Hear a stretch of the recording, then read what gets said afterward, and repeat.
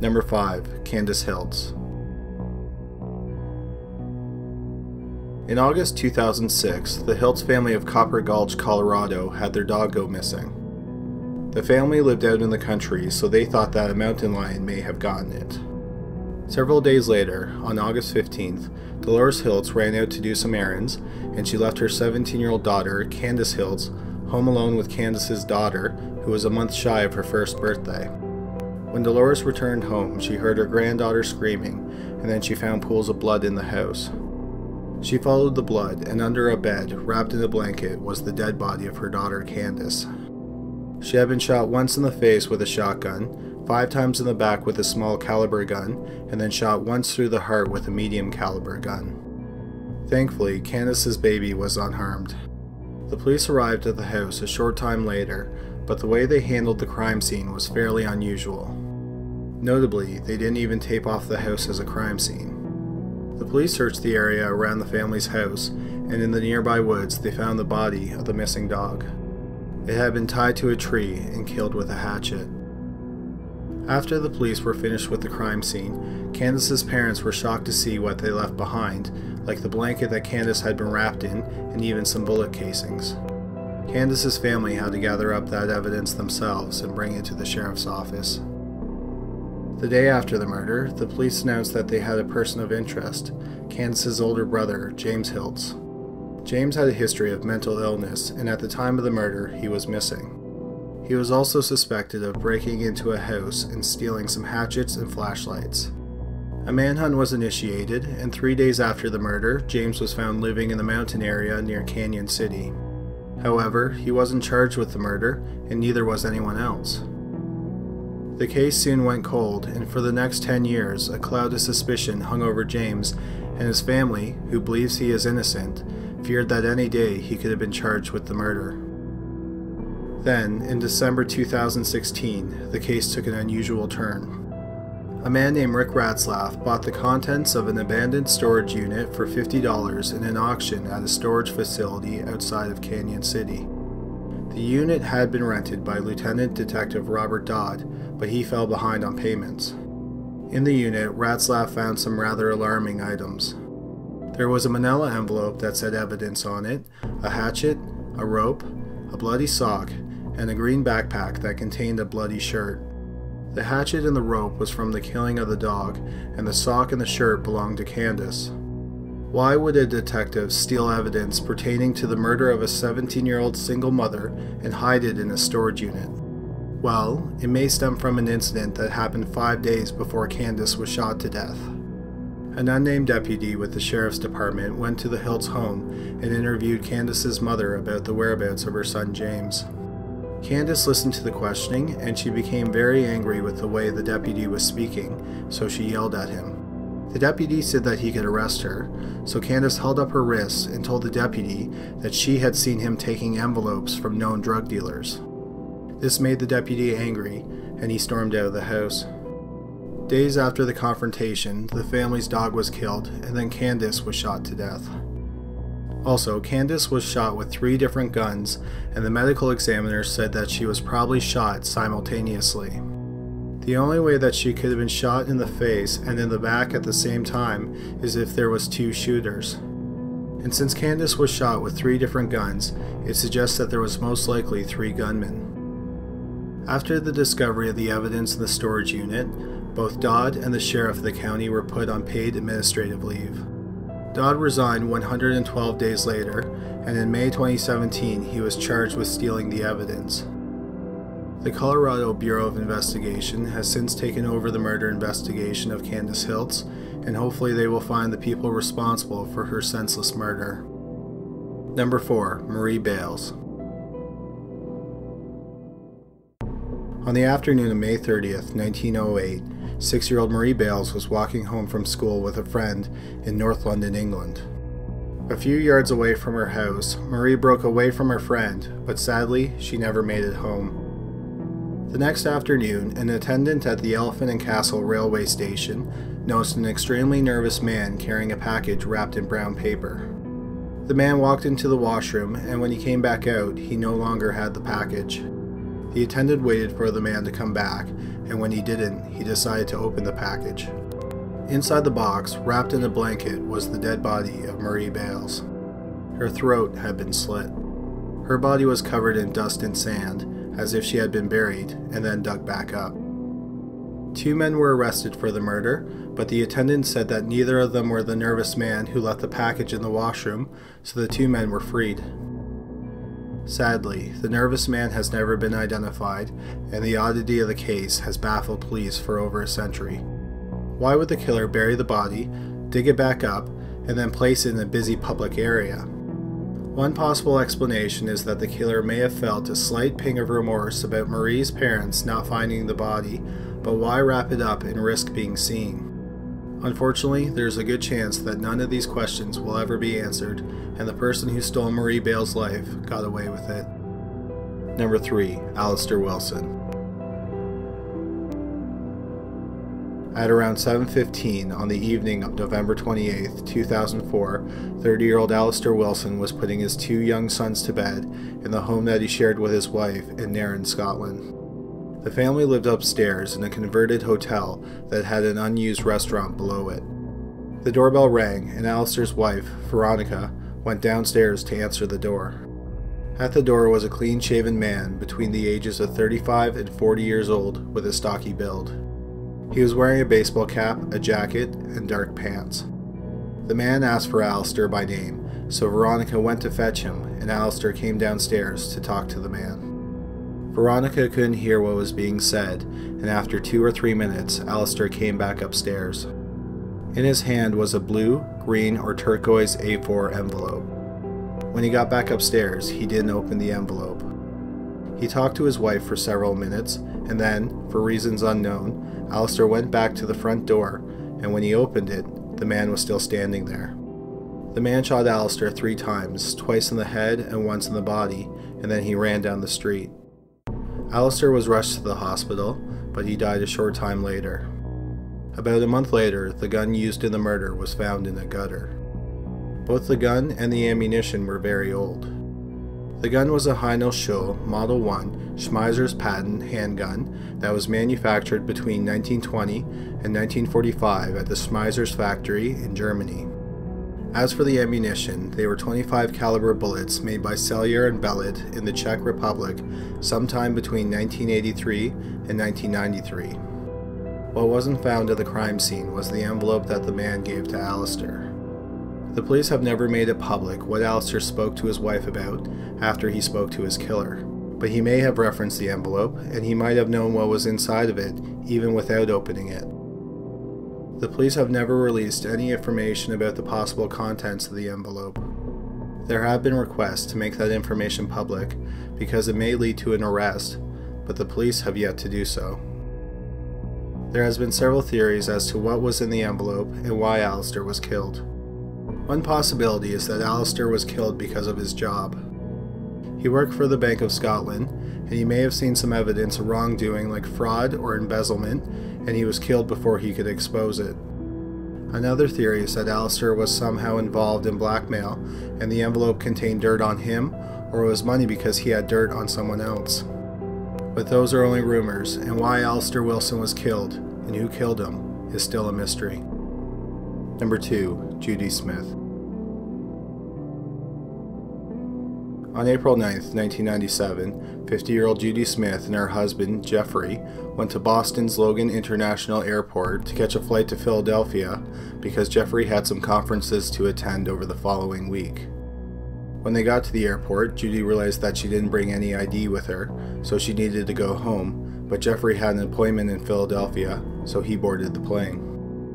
Judy caught a later flight, and when she met her husband at the hotel in Boston, she brought him some flowers as a way to apologize. The plan for the rest of the week was that Judy would spend the days touring the city while Jeffrey attended conferences, and then they would meet up at night. The next day, Jeffrey woke up first and went down to the hotel's restaurant to have some breakfast. He returned to their room at 9 a.m. and he found Judy in the shower. He said goodbye and left Judy alone in the room. For her day in the city, Judy planned to visit the Liberty Bell and Independence Hall. Later that evening, Jeffrey returned to the hotel room and Judy wasn't there. Jeffrey assumed that she was still sightseeing, so he went to a cocktail hour and returned to the room about an hour later, only to find that Judy still hadn't returned. Her suitcase was still in the room, and the only thing missing was her red backpack, which she wore quite often. He had the hotel call local hospitals, and he tried to place a missing persons report, but the police wouldn't let him file it because she hadn't been missing for over 24 hours. Instead, he spent the night looking for her in a taxi. Judy never returned to the hotel, and Jeffrey was forced to go home to Boston without his wife. Over the next several months, Jeffrey worked incredibly hard to find his wife. He sent over 9,000 missing person flyers around the East Coast, and he hired 3 private investigators. There were unconfirmed sightings of her in eastern Pennsylvania, which is about 75 miles away from Philadelphia. She was also apparently seen in New Jersey. 6 months after Judy disappeared, a hunter and his son made a horrifying discovery near Asheville, North Carolina, which is over 600 miles away from Philadelphia. Wrapped in a blue blanket, partially buried in a shallow grave, was the skeletal remains of what the medical examiner determined to be a white female, probably in her late 40s to mid-50s. The woman was wearing long, insulated underwear, blue jeans, and hiking boots. She had no wallet or ID, but she still had her wedding ring on. Not far from the body, the police found a blue vinyl backpack that had winter clothing in it and $80. Also close by, buried in another shallow hole, was a shirt with $80 in it, and there was also a pair of expensive sunglasses. The medical examiner determined that based on cuts and puncture wounds on the bra, that the woman had most likely been stabbed to death. A doctor who worked at a hospital near Asheville had received a flyer about Judy's disappearance, and then he read about the discovery of the body in the newspaper and thought that they might be connected. So he called the Asheville medical examiner, who in turn requested Judy's dental records. Not long afterwards, they confirmed that the skeletal remains belonged to Judy Smith. The police have no idea how the 50-year-old nurse and mother of 2 ended up in a shallow grave over 600 miles away from where she was reported missing. After it was made public that her body was found, more people came forward saying that they saw her in Asheville. They said that she was nice and it didn't seem like anything was wrong with her. This has led the police to believe that Judy may have wanted to get away from her husband and she traveled to Asheville herself. However, many friends and family members of Jeffrey and Judy said that they had a happy marriage. Also, if she was trying to get away from her husband, why did she go to Asheville? After all, she didn't have any friends or family in that area. Of course, the biggest mystery is who killed her and buried her in a shallow grave. The first suspect was Jeffrey, but he was quickly ruled out. First, he had a rock-solid alibi. Secondly, Judy's body was found in a remote area, and Jeffrey was morbidly obese, so he wouldn't have physically been able to get to the area where the body was found. Another thing to note is that her family didn't recognize any of the clothes at the burial site, the blue backpack, and the sunglasses. The police think that the buried clothes, sunglasses, and the bag belonged to the killer. What was missing was Judy's red backpack. It, along with her ID and her wallet, have never been found. One suspect in the murder is a man named Gary Michael Hilton. Hilton was a drifter who was responsible for at least 4 murders in national forests in North Carolina, Georgia, and Florida in late 2007 and early 2008. First, he killed a couple in their 80s by beating the woman and shooting the man. He then murdered 2 women, 46-year-old Cheryl Dunlap in December 2007 and 24-year-old Meredith Emerson on New Year's Day 2008. After killing both women, he decapitated them. Hilton was arrested on January 4th, 2008, and he confessed to the 4 murders. He was given 4 life sentences, and he was sentenced to death for the murder of Dunlap. The problem is that Hilton's murderous crime spree happened 10 years after Judy Smith was killed, and there is no physical evidence tying him to her murder. But if Hilton didn't kill Judy Smith, then who did? Also, how did she get to Asheville, and why did she go there? Sadly, these questions may never be answered, and the case is currently cold. Number 1. Peggy Reber. In May 1968, 14-year-old Peggy Reber was living with her mother, Mary Alice Reber, in a run-down apartment building in Lebanon, Pennsylvania. Around 3 a.m. on May 3rd, Mary Alice returned from a weekend in Atlantic City and found someone on the floor in the bedroom of the apartment. The person was covered in a blanket, and Mary Alice thought it was just one of her friends who had passed out drunk, so she went across the hallway to get some help from her neighbor to move the person. When Mary Alice took the blanket off the person, she made a heartbreaking discovery. Her 14-year-old daughter, Peggy, had been brutally murdered. The medical examiner, who served in World War II, said that it was one of the worst things that he ever saw. Peggy had been sexually assaulted, and she had been bitten several times. This included one of her nipples being bitten off. She had also been strangled with a scarf or an electrical cord. Finally, she had been impaled with a 5-foot bow, and the pointy end was protruding from her upper chest. When the grotesque murder hit the headlines, it prompted the citizens of Lebanon to ask, who could do something like this? Well, the problem was that there were too many suspects. In fact, the police had 84 viable suspects. Peggy was left home alone for the weekend, and besides Mary Alice and Peggy, at least 4 other people had keys to the apartment. The first suspect was Peggy's boyfriend, 19-year-old Ray Boyer. He had a key to the apartment, and it was his bow that was used in the assault. However, he had an airtight alibi. He was in jail the night of the murder. He had been arrested the day of the murder for failing to pay child support to the mother of his child. The second suspect was a career criminal named Arthur McKinley Root. Root had a key to the apartment. His pubic hair was found on the blanket that was on top of Peggy's body, and he looked like a man witnesses saw near the building around the time of the murder. They also found fibers under Peggy's fingernails that were similar to Root's clothes, while he had fibers under his fingernails that matched the blanket that covered Peggy's body. He was ultimately charged with the murder, and he went to trial in February 1970. During the 10-day trial, the defense pointed out that there was pubic hair from several men on the blanket, and Root's teeth didn't match any of the bite marks left on Peggy's body. After deliberating for 3 hours, the jury of 4 men and 8 women acquitted Root of all charges. One thing to note is that they did match some of the bite marks on Peggy's body to one suspect, and that was her boyfriend, Ray Boyer, who was in jail at the time of the murder. He said that he bit Peggy while having sex the night before she was killed. Only one bite mark didn't belong to Ray, and that was the one on her breast. After Root was acquitted, the police in Lebanon still thought that he was responsible for killing Peggy, and they suggested that another person, or persons, helped him commit the murder, which would explain why the teeth marks didn't match him. Other people think Root wasn't responsible at all. Cold case investigator Kevin Snavely thinks that Ray's father, Dick Boyer Sr., killed Peggy.